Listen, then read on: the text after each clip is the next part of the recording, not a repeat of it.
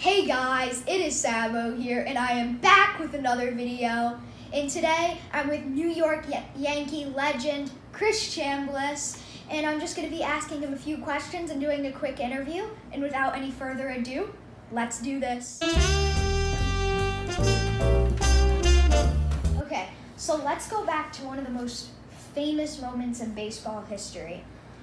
Game 6 of the 1976 ALCS, you hit the walk-off home run that put the Yankees into the World Series against the Reds. I've seen the video of you being mobbed with people, and you were literally in the middle of probably 100,000 screaming New York Yankee fans. Willie Randolph is throwing blocks while you're just trying to run the bases. And you're just running through the crowd like an NFL running back. What was going through your mind at that point?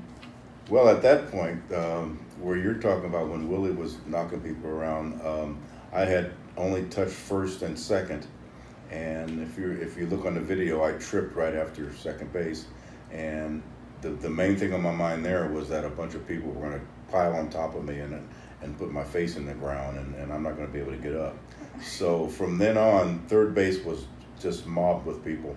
So I made a left turn and just went straight to the dugout. So what was on my mind is to get into the dugout and get away from all those fans, because I didn't want to get trampled. You weren't even able to touch home plate. It was said that you went back later with security guards later that evening, and it was gone. What was that like? It was a true story, and like I said, I couldn't wait to get into the dugout. I got into the dugout. I actually went all the way up into the clubhouse, and everybody asked that famous question, did you touch home plate?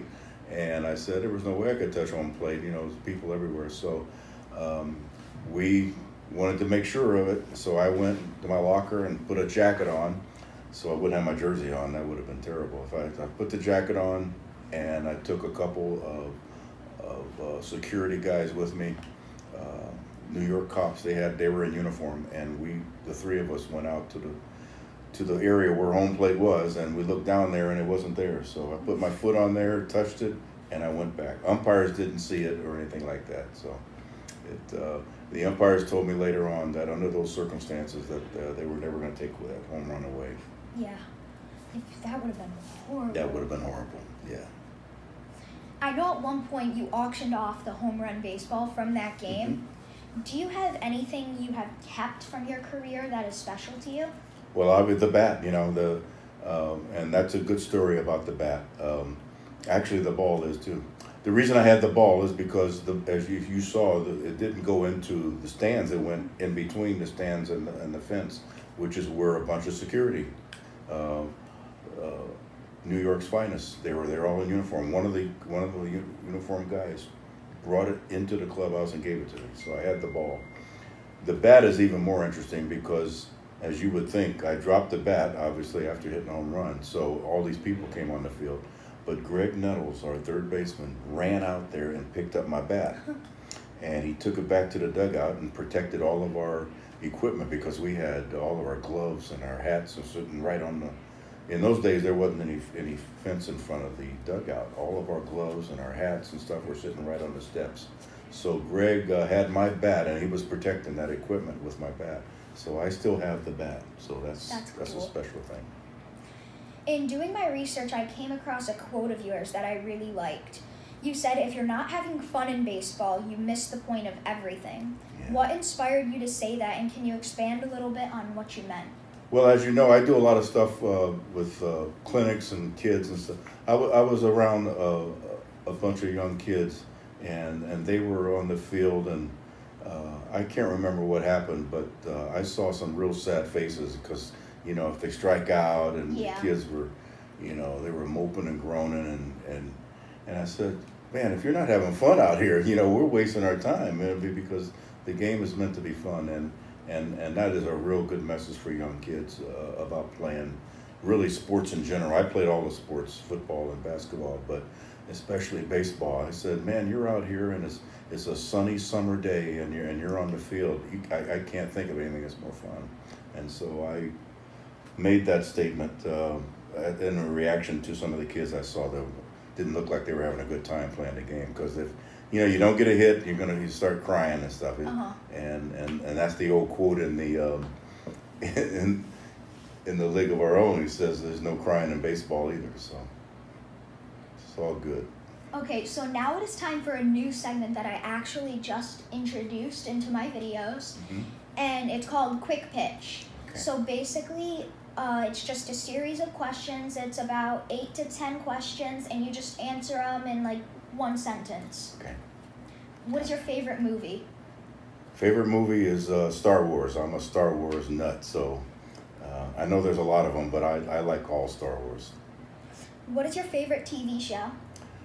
I'm gonna say the Laugh-In, the Ron and Martin Laugh-In. It was hilarious. I really had fun watching that show.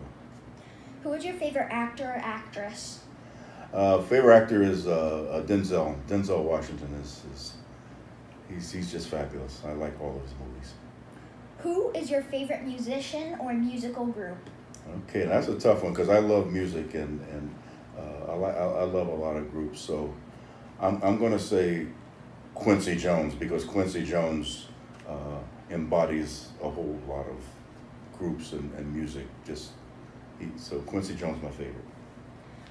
What is your favorite food? Ooh, favorite food. I like everything. I'm a big eater. I'd say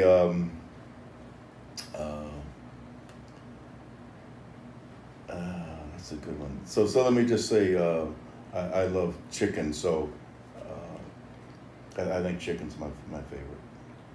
What is your favorite car that you have owned? That's a good one too. My wife and I's our first car was an XKE, so it was a Jaguar XKE. Other than Yankee Stadium, what was your favorite stadium to hit in and why? Oh, okay. My favorite stadium to hit in was Boston. Because you can see the ball so well in Boston. As you know, there's all green, and that makes the background real good, so you see the ball a lot better. Who was the toughest pitcher you faced and why? Yeah, my answer to that is Vida Blue. So Vida Blue, when I first come up, I forgot which year it was. It was right around when I started, but he was MVP and Cy Young Award winner, and he was about the toughest left-hander I've ever seen during those years. Time for the final question. If you were starting a baseball team today, who would your first draft pick be? Wow. I'd say Junior Griffey. Ken Griffey Jr., Yeah. He's a great one. All right, thank you. All right, thank you. All right. And anyways, that concludes today's video. Thanks for watching, and peace out, Sabo-nators!